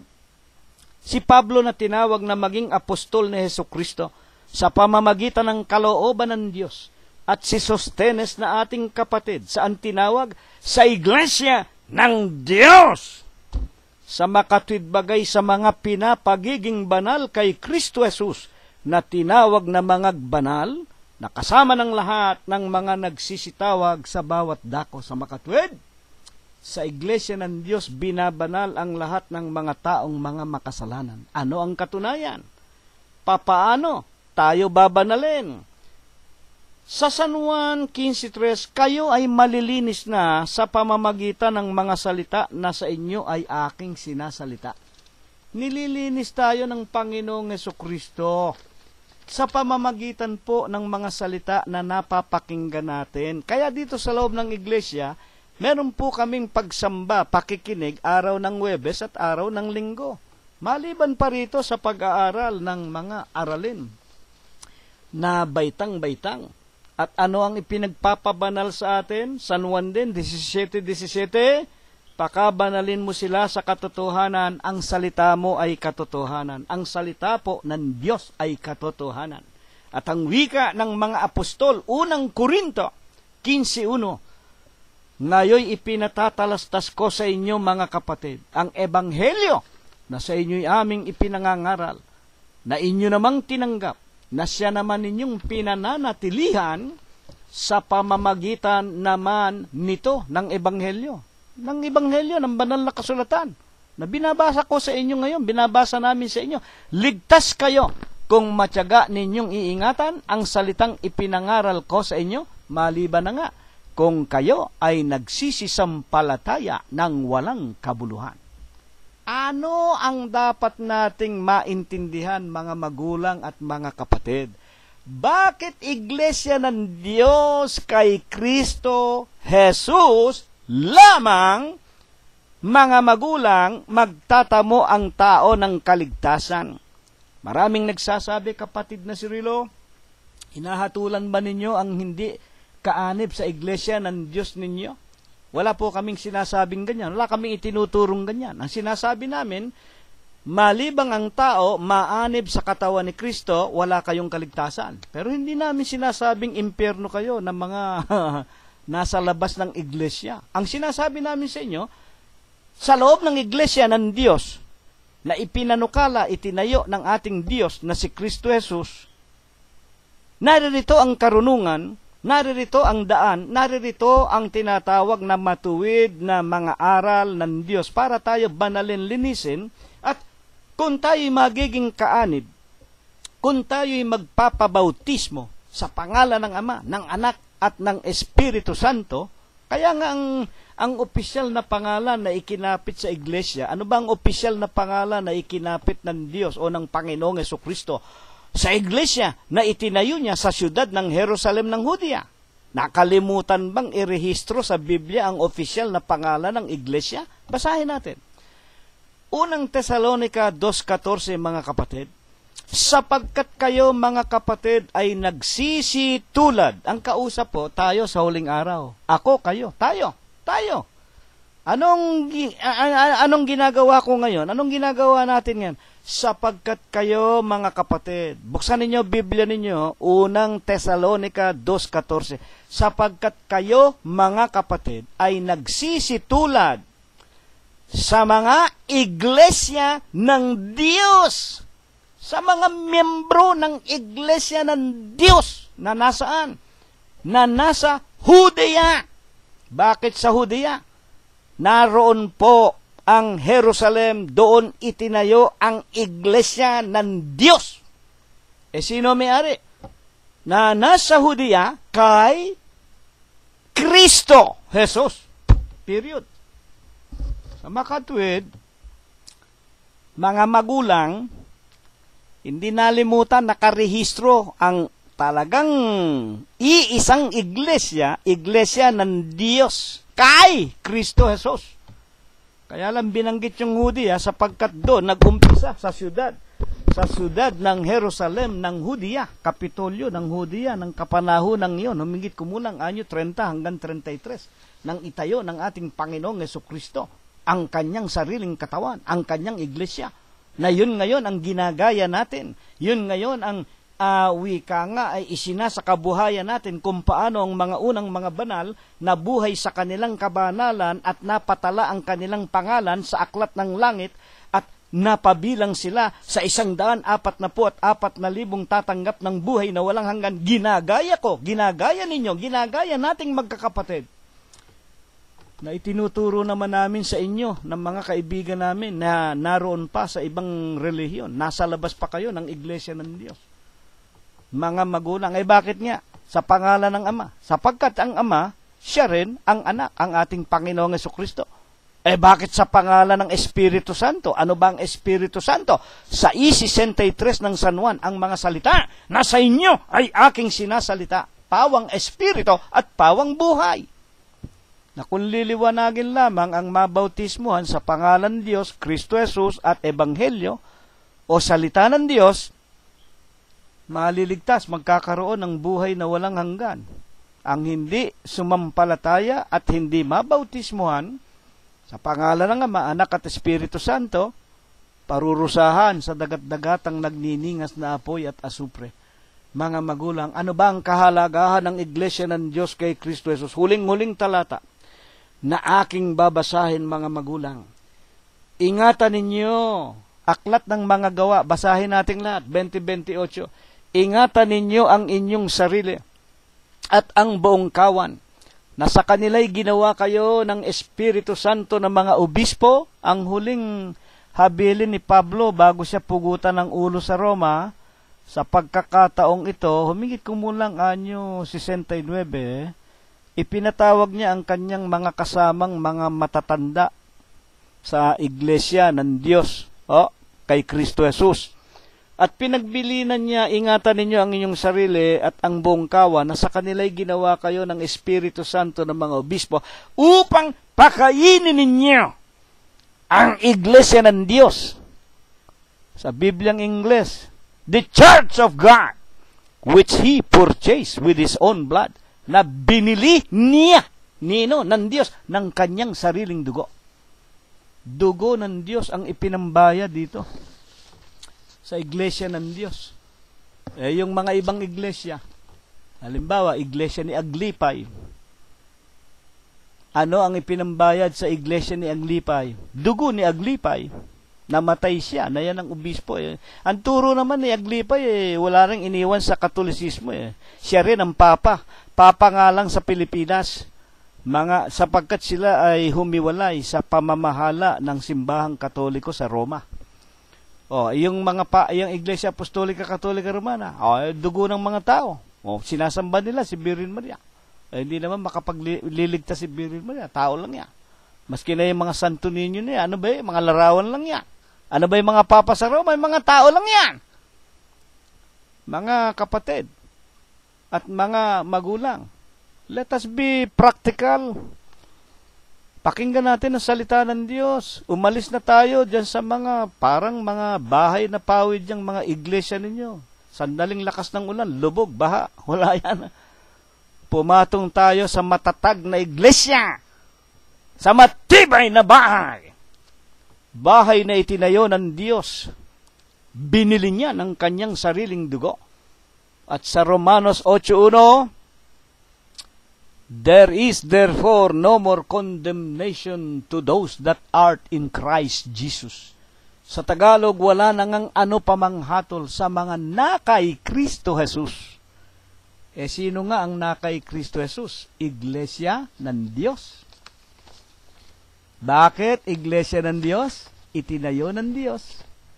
Kay Kristo Jesus. Bakit Kristo Jesus? Siya rin ang nagkatawan tao. Siya rin ang Diyos. Mga magulang, at binayaran niya ng kanyang sariling dugo. Natural lang, ililigtas ng Panginoong Yesus ang kanyang sariling bahay, ang kanyang sariling iglesia, na ito nawa ipagpala. Ito nawa ibasbas, ibendisyon ng Diyos sa ating lahat sa araw na ito, lalo na nga po sa lahat ng aming mga kaibigan na bago pa lamang nagsisipakinig ng mga banal na kasulatan. Bago po tayo magiwahiwalay, dakilang Panginoon po naming Diyos, ikaw po na nag-iisang Diyos na buhay, na siya naming Panginoong Jesucristo. Maraming salamat po sa mapayapang pag-aaral na ipinagkaloob mo sa amin. Amang banal, kung meron pa kaming mga nagawang kasalanan sa iyo, bago po kami maghiwa-hiwalay, patawarin mo po kami sa lahat po ng aming mga nagawang kasalanan. Idinadalangin naming bigyan mo sana ng kaliwanagan ang mata ng puso ng lahat ng nakikinig ng mga araling ito. Tulungan mo sana sila, Panginoon, na magkaroon sila ng tibay, ng lakas ng loob at ng mga pananampalataya sa iyo. At mapalayo sila sa mga utos at aral ng mga tao. At sila, Ama, ay ibilang mo rin sa iyong banal na bayang tinawag mo, itinayo mo, na siya mong katawang ipinakilala mo sa aming iglesia ng Diyos kay Kristo Jesus na siya mong ililigtas sa huling araw. Pagpalain mo rin ang lahat ng kani-kanilang mga minamahal sa buhay, ang loob at labas ng kani-kanilang mga tahanan. Pagpalain mo rin, Panginoon, ang kanilang paghanap ng kanilang kakainin sa araw-araw. Bigyan mo rin sila ng kagalingan, kalakasan at ng marami pang mga araw. At idinadalangin namin sila'y tawagin mo po, ibilang mo sa iyong mga alipin. Sa huling araw na ito'y marami ang mga labi na maparagdag, Panginoon, sa iyong banal na iglesia, na iyong ililigtas sa huling araw at dito'y hintayin ka namin hanggang sa matamo naming lahat ang ipinangangako mo pong buhay na walang hanggan. At bago po kami maghiwa-hiwalay, ipatanggap mo po sa amin ang iyong banal na basbas, ang iyong banal na bendisyon, sa pagkasangkapan mo po sa iyong hamak at wala mong kakabu-kabuluhang alipin. At ngayon, ay tanggapin po nating lahat ang walang hanggang pag-ibig, ang walang hanggang pagbibiyaya, ang pakikipisan, ang kaaliwan, ang pamamatnubay at ang kagalingan, gayon din ang hindi maulatang banal na biyaya, basbas at bendisyon, pagliligtas at pagpapagaling ng kanyang banal na espiritu. Ito nawa ang muli niyang ipagkaloob sa ating lahat na mga magkakapatid, mga mag-aanak, at sa lahat ng ating mga minamahal sa buhay, higit na nga sa lahat ng ating mga kaibigan na kasama nating nagsisipag-aral at sa buong kalaganapan ng Iglesia ng Diyos kay Kristo Jesus, hanggang sa loob ng ating mga dampang tahanan, magmula ngayon, magpakai kailanman. Amen. Kapayapaan ang sumaatin, purihin ang pangalan ng Panginoon. Maraming salamat po sa inyong lahat hanggang sa darating na pag-aaral po natin bilang ikasyam. Nawa, loobin ng Diyos na tayo'y nabubuhay pa. Maraming salamat po. Purihin natin ang pangalan ng ating Panginoong Hesukristo. Amen.